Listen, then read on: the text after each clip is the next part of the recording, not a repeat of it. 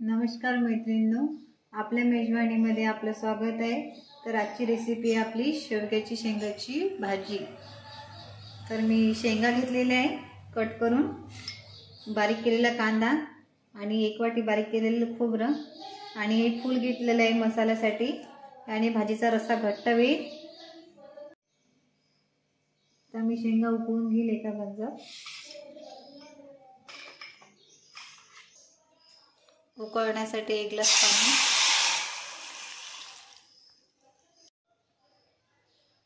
एक चम्मच मीठ घालते चवीनुसार,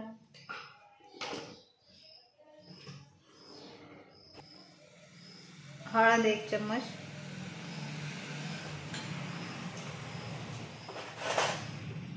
मिक्स करून घेते।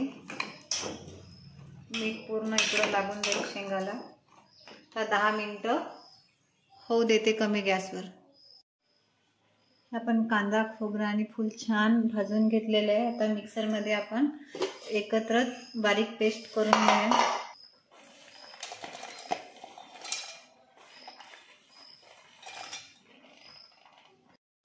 तर ही मसाल्याची पेस्ट मिक्सर मधून छान बारीक काढलेली आहे। 1 चम्मच तेल टाकते भाजी फोडण्यासाठी। तेल गरम झालं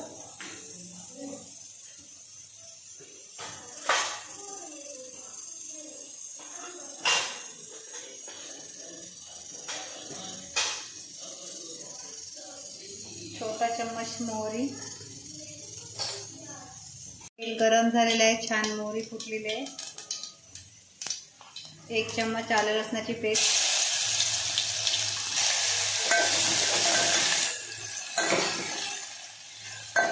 आलं लसूण झालेलं आहे।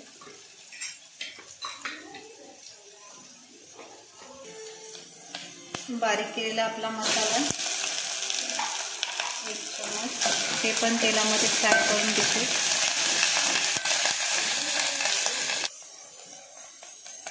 चवीनुसार हळद, आपण बघा हळद टाकलेली होती। 3 चम्मच काश्मीरी तिखट,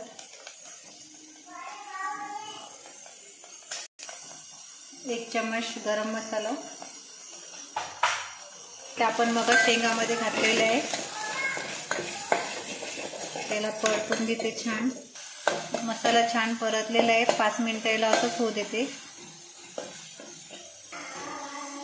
5 मिनिटं झालेले आहे, आपल्या मसाल्याला छान तेल सुटलेलं आहे। आपल्या झालेल्या शेंगा टाकूया।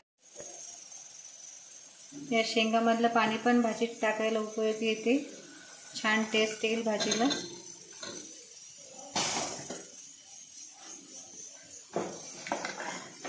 परतून घेते व्यवस्थित। रस्सा पातळ होण्यासाठी 1 ग्लास पाणी ॲड करते।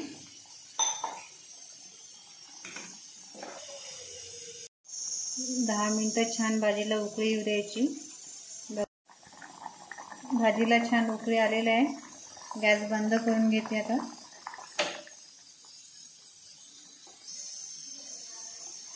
भाजी झालेली आहे, भाजीला बघा छान कलर आलेला आहे। छान भाजी तयार झालेली आहे। आता बारीक चिरलेली कोथिंबीर छान झालेली आहे, चवीला पण। आवडल्यास नक्की लाईक करा, शेअर करा, सबस्क्राईब करा, कमेंटमध्ये सांगा। धन्यवाद।